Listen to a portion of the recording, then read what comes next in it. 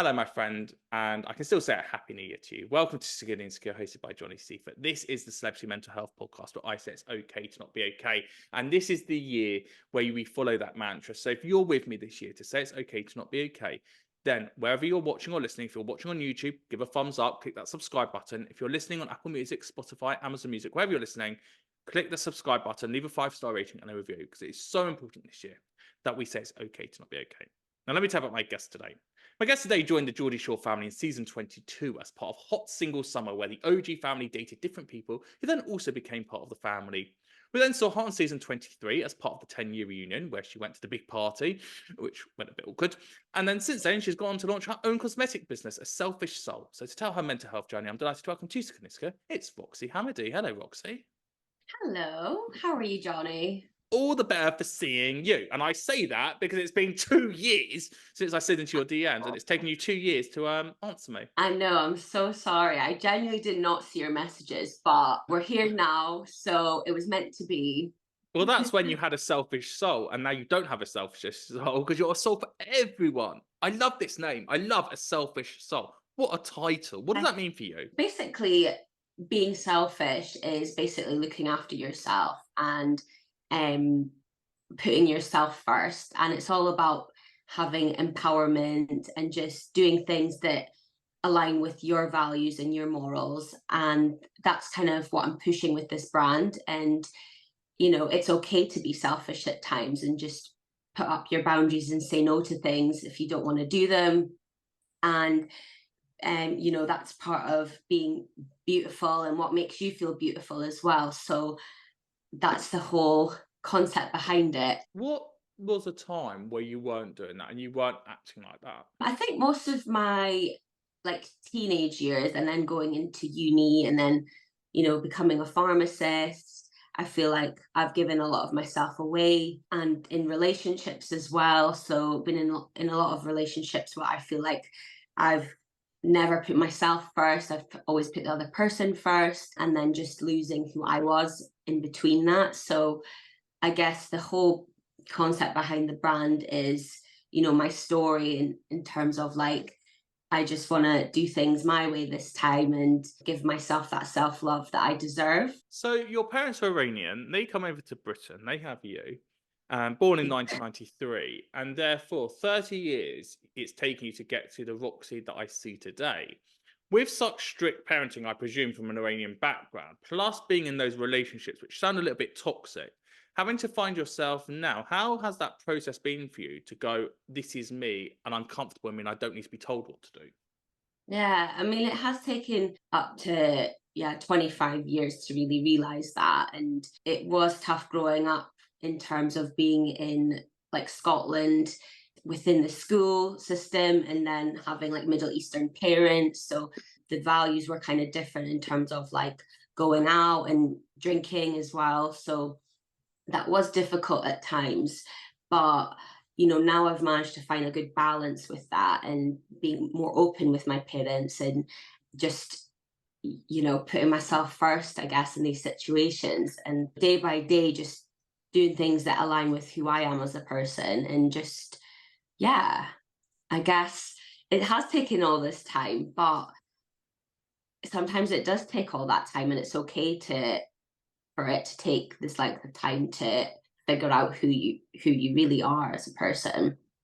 And so when we think about that schoolgirl Roxy and we look at the Roxy that we've seen on TV, who was that Roxy in school? Where were you in the school system? Who are your friends? How popular were you in school? Because when I look at someone who does Geordie Shore, I'm always like, right, or a Love Island, they're like, oh, they must be the most popular person in the year. They've got all that confidence.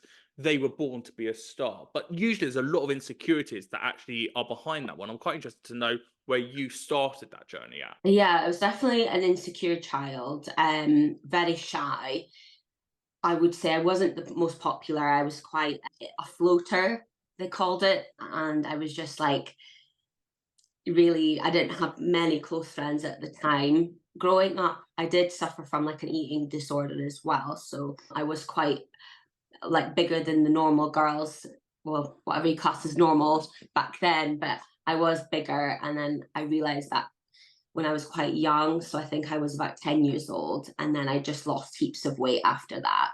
And then I think that also played a part in like my journey towards, discovering who I am and what I wanted to be like. But yeah, growing up, I was quite a shy person, and I wouldn't say I was that popular. And I think it was until I was about 16 where I started like discovering like things like going out and being excited about all that. But I was quite, yeah, I was quite a shy person, and I don't think I really pushed myself out my comfort zone a lot. Like I just stayed at home and didn't do much really. And then I suddenly like wanted to become popular and, you know, got rid of my monobrow and started wearing makeup and stuff. So website is beateatingdisorders.org.uk if you are affected by having an eating disorder. Are you okay to talk about that experience that you went through there? I would have been about 8 or 9 when I first discovered that I was quite big. I wouldn't say I had very restrictions as a child, like in terms of eating.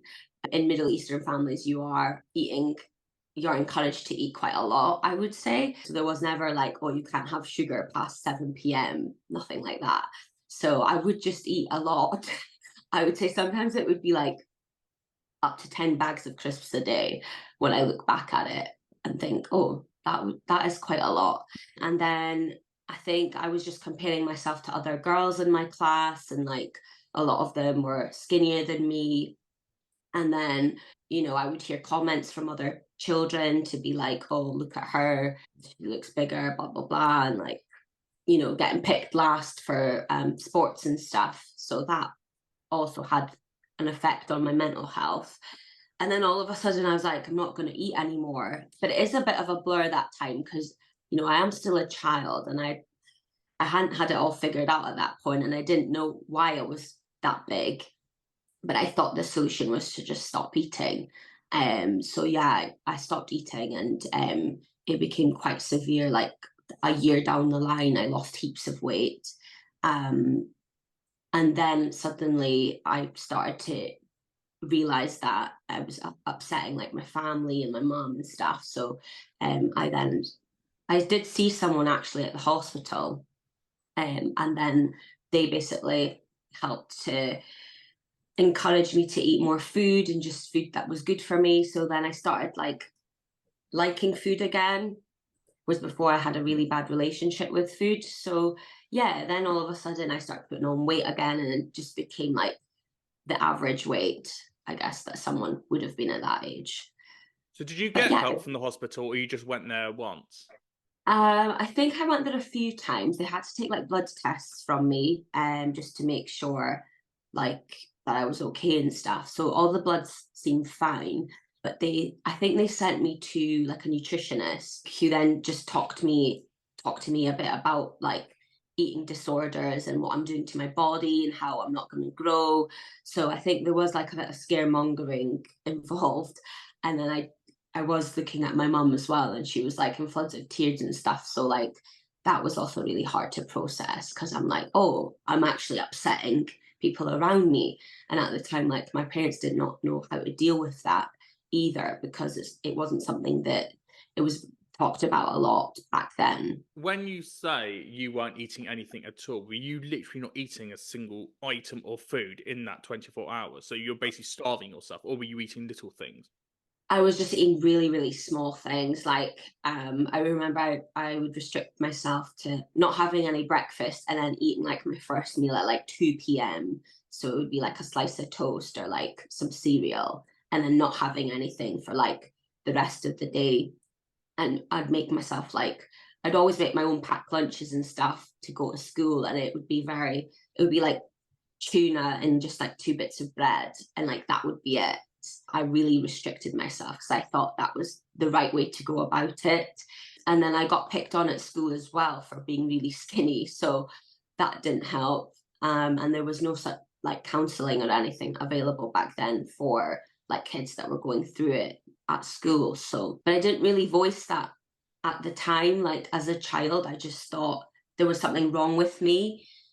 So yeah, I guess it did affect me growing up because I still have like little tendencies with food where I pick up like I still don't have that full good relationship with food. And I think that kind of stems back to like my childhood when I think of it. Eatingdisorders.org.uk website if you're thinking of going through the same thing, you want more advice out there. Let's move the conversation on to obviously Geordie Shore, where we first met you and first knew you. What was it that attracted you to TV, to fame, to Instagram, to TikTok, to that whole social media influencer lifestyle? I think I've always loved reality TV. Like I used to watch Jersey Shore and like Geordie Shore back in the day. I was a huge fan. Lots of reality shows like Desperate Housewives, Cowie, Made in Chelsea. And I really like kind of the lifestyle that I guess like that came across. It felt quite bougie and it felt like really fun. And I just wanted to try it really. I was just bored, I guess, of doing the same kind of repetitive day-to-day stuff with work. So I just really, as soon as I got the message to do something in reality TV, I just took the opportunity. I never second guessed it. I just thought, whatever comes my way, I'll take that. But yeah, I've always liked reality TV, and I just thought the glitz and the glam, and it looked really fun, and you get to meet all these like high profile people, and but what you see on Instagram isn't real at all. So I learned that pretty quickly after. What does Geordie Shore actually mean to you as a show? Like you said, you've watched the Towies, you watched the Chelseas, all those big reality shows, but Geordie Shore is just very, very different.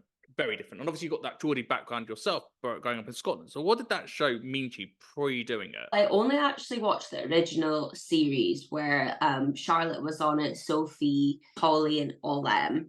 So to me, it just meant fun, real group of people having fun with their mates. That was kind of what it meant to me at the time.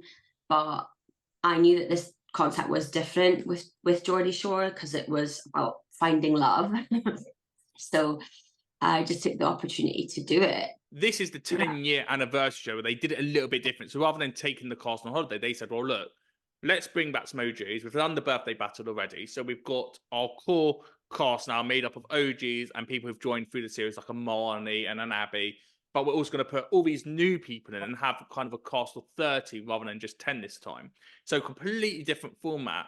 When you go into a house like that and you've got the OGs who are obviously very protective over the house, very protective over the show, and you've got a swarm of new people coming in, it's almost like the Love Islanders versus the Castle Moore people.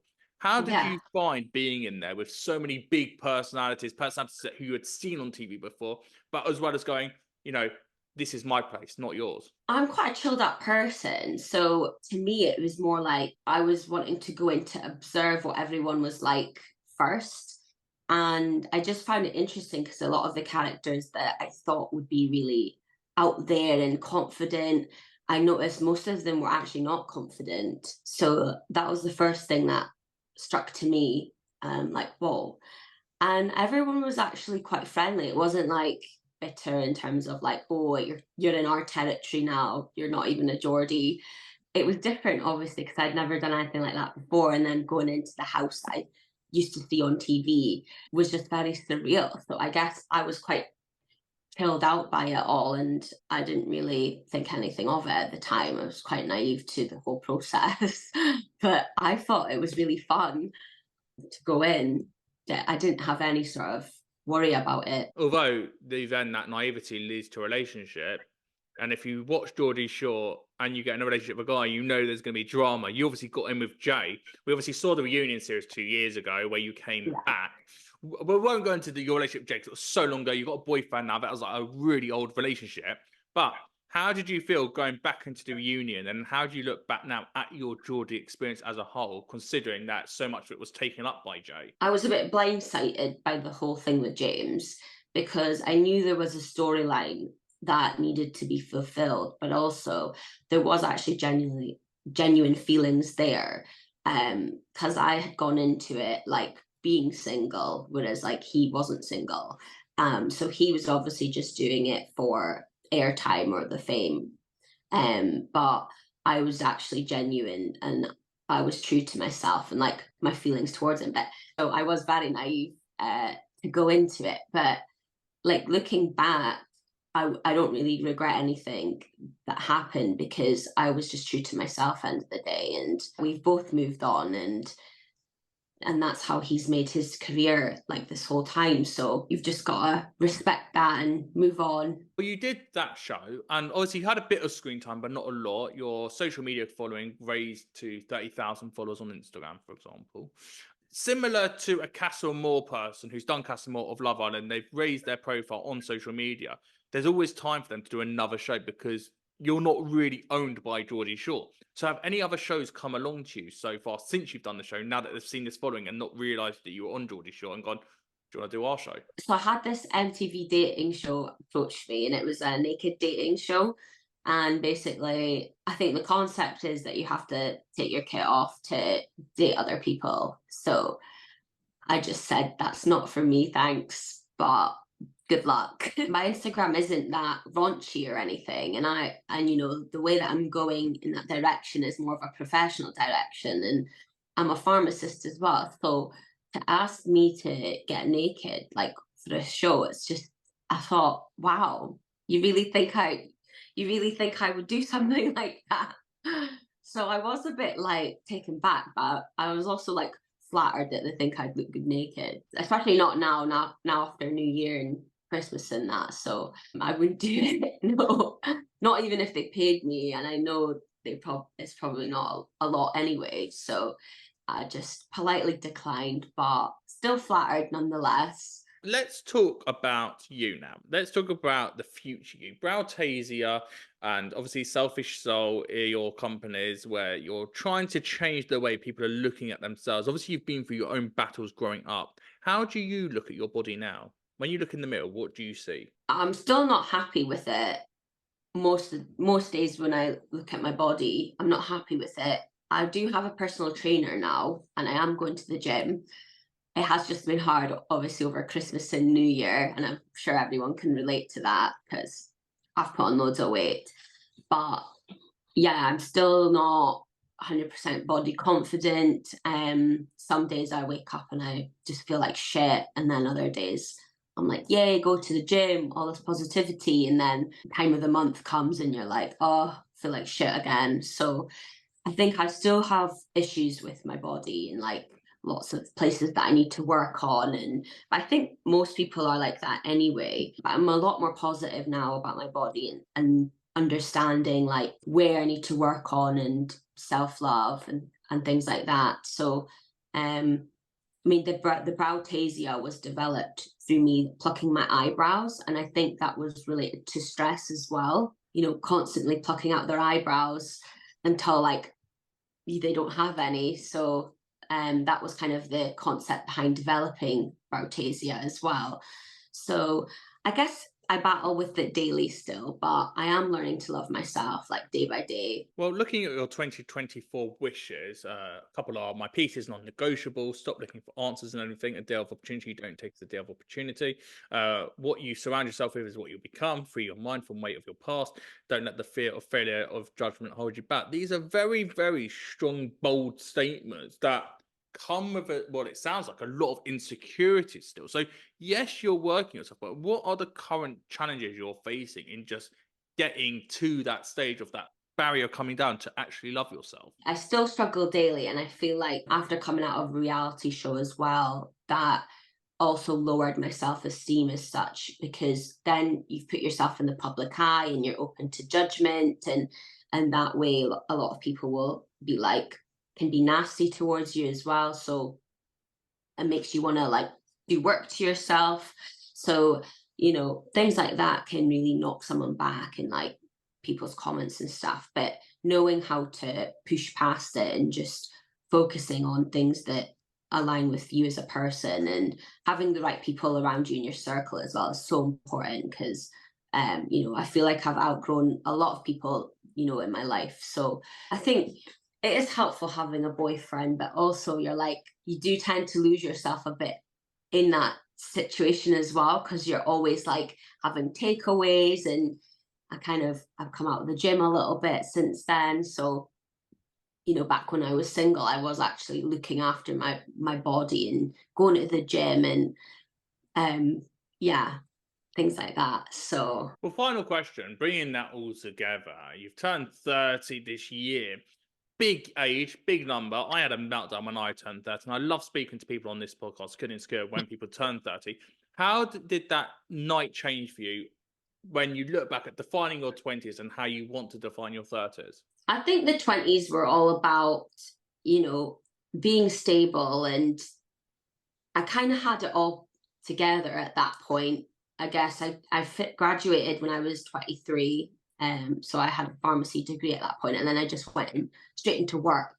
And I felt like I lost a bit along the way because I've studied most of my life, it felt like. So, and then coming to do things like Geordie Shore and doing, you know, influencing stuff on the side and stuff, it's really helped me to come up my comfort zone a bit. And then starting my own beauty brand has really helped me align with who I am as a person, because I absolutely love makeup and I love creating things and art and coming up with new innovative stuff. So turning 30, I was single up until like last year. So understanding that it's okay to not be okay and not having anyone with you along that journey, because a lot of the time you do end up learning so much on your own when you are single and you're not like codependent on anyone. So I feel like going into my 30s, I'm more aligned with who I am, and I know what I'm wanting from life, and I know who I want around me in life. And having someone also by my side, not just to as a codependency, but just to add value onto me as well. That's kind of what I've learned going into my 30s. And I feel like it's a nervous chapter, but it's also exciting as well. But a lot of my friends have had babies and have got married and stuff. So I think that's, you know, there's a stigma with that, with women and having to have it all figured out by 30. But in reality, you don't actually need to have it all figured out by then. Well, it's also a thing of I'm 31 now because I'm a November baby. You're July, but with the same but with the same school year. Is that all my friends Mhm. have settled down now, got married, having kids, and I've just gone, and then you feel like you're really left behind, but then you're also like, well, I'm also on my own journey, and I don't know what that journey is, but I'm Yeah. doing me, and you're doing you. So really quickly, where can people get more information about A Selfish Soul and Browtasia? So they need to go on my Instagram. So it's at a selfish soul. I've also got TikTok. So that's also at a selfish soul. And then on my website, which is www.aselfishsoul.com. So that'll tell you everything about my journey and why I'm doing it. And just know that there are more products to come as well. So it's not just going to be brows, it's going to be pretty much everything: lips, eyeliners, mascaras, blushers, things like that. So I'm really looking forward to the next chapter and where it's going to go. I've actually got some here if you want to have a look. What, you want people to come over to your house now to go and see the products? Come Well, over, not come to and check my, out. Here's my don't address. come My to address is. my. I'm going to wrap up. My thanks to Roxy Hamedi there. There are other episodes of Secure and Skip. If you love Geordie Shore like I do, with Amelia Lilly, Charlotte Crosby, and Chloe Ferry, to name a few. And if you enjoyed this episode of Secure and Skip on YouTube, give it a thumbs up, leave a comment, and click that subscribe button and click that bell button. You get a notification to tell you every single Monday and Friday when a new episode of Secure and Skip is out. And if you're listening on Apple Music or Spotify, click that subscribe button, leave a 5-star rating, and leave a review. And let's keep spreading the word. It's okay to not be okay. On TikTok at Johnny Seifert 92, on Instagram at Johnny Seifert at Skilling Skill Podcast, and on X at Johnny Seifert is where you can find me, where I put out teasers of all the episodes. And let's keep spreading the word in that community online that it's okay to not be okay. I'm Johnny Seifert. Thanks so much for watching or listening. Until next time, thank you and goodbye.